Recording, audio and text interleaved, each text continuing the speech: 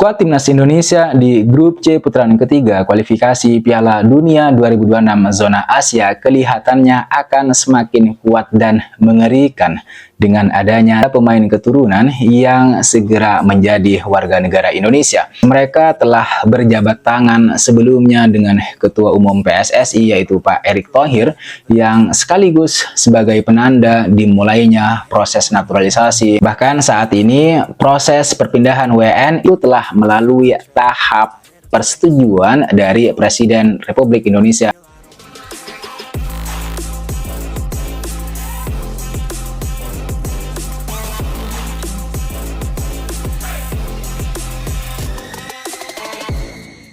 Menpora yang pembahasan yang diajukan. Kalau saya mungkin kami terus melanjutkan melakukan riset data diaspora. Kami juga ketika kami ada request dari cabang olahraga, maka kami akan langsung mencoba menyiapkan datanya secepat mungkin ya. Jadi memang kalau ditanya, kami terus menambah database HAM yang dari sekitar 600 itu. Alhamdulillah setiap harinya terus bertambah sih. Jadi pemanfaatan talenta diaspora ini juga berdasarkan kebutuhan cabur. Deretan 5 pemain naturalisasi baru timnas Indonesia diprediksi jadi WNI jelang round 4. Ada siapa saja? Tim nasional Indonesia tidak henti-hentinya untuk mendapatkan banyak pemain keturunan terbaru yang diproyeksikan masuk jalur naturalisasi. Bahkan, sudah ada deretan 5 pemain diaspora yang bisa diprediksi menjadi WNI pada momen jeda internasional yang tersedia di bulan Oktober atau September. Dari sebanyak 5 pemain, diantaranya ada beberapa nama yang familiar, seperti Hairo Riedewald dan Mauro Zelstra yang sudah lama menghiasi bursa rumor pemain. Kendati demikian, dari deretan kelima pemain naturalisasi baru untuk timnas Indonesia, kesemuanya bisa merapat jelang kualifikasi Piala Dunia 2026 untuk round 4. Hairo Riedewald, pemain gelandang bertubuh bongsor ini, diprediksi paling kuat untuk menjadi pemain baru bagi timnas Merah Putih. Lantaran Hairo sedari awal sudah banyak menunjukkan kemauan sebagai pemain diaspora, yang mau menyandang gelar WNI lewat jalur naturalisasi. Belum lagi, pemain yang kini membela Royal Antwerp, memiliki garis keturunan blasteran Indonesia Belanda yang kuat sekali asal-usulnya. 2. Mauro Zelstra. Mauro adalah pemain keturunan yang sama kuatnya seperti Hairo, yakni kuat untuk jadi kandidat pemain naturalisasi baru untuk skuad Garuda. Zelstra sudah lama sekali namanya dirumorkan, bahkan sudah muncul sejak pertengahan tahun kemarin. Tetapi, sampai sekarang dirinya belum kunjung jadi WNI. Akan tetapi, saat ini PSSI juga mulai melirik nama pemain striker FC Volendam ini, dan Zelstra juga sudah mengungkapkan niatnya bila mana dipanggil oleh PSSI kelak.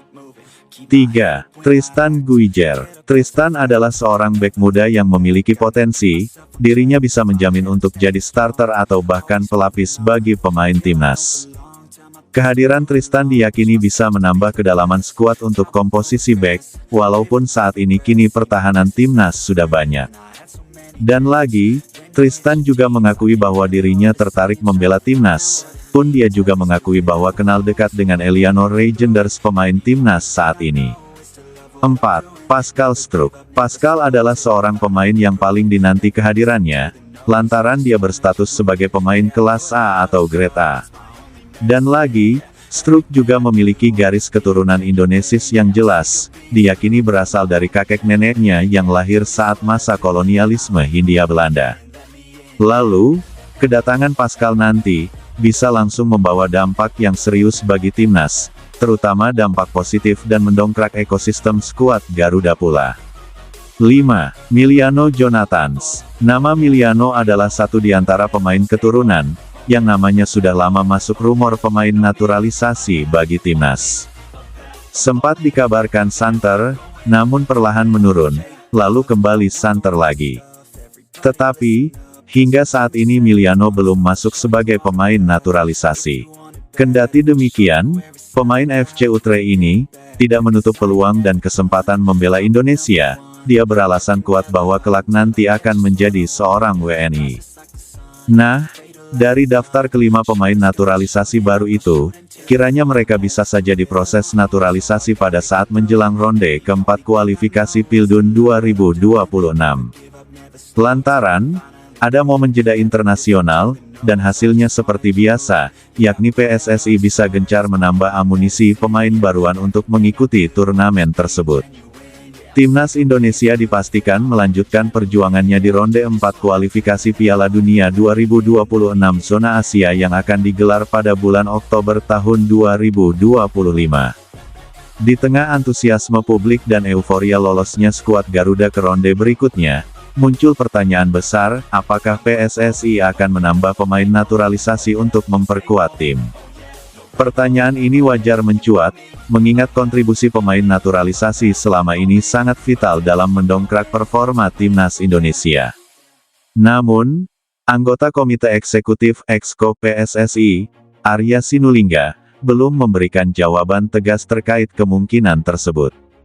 Pernyataan Arya menandakan bahwa PSSI masih mempertimbangkan banyak hal sebelum memutuskan untuk kembali menambah pemain naturalisasi.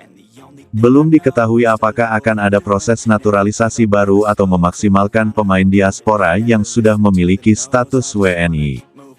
Fokus PSSI, pertandingan yang adil di ronde 4. Selain soal naturalisasi, Arya juga menyoroti pentingnya pertandingan yang adil di ronde 4 nanti. Pasalnya, dua negara besar yakni Qatar dan Arab Saudi disebut-sebut akan menjadi tuan rumah pertandingan. PSSI melalui Ketua Umum Erick Thohir sudah menyampaikan permintaan kepada Konfederasi Sepak Bola Asia (AFC) agar pertandingan digelar secara fair. Hal ini menunjukkan kekhawatiran yang wajar dari pihak PSSI, mengingat status tuan rumah bisa menjadi keuntungan tersendiri bagi tim-tim tertentu.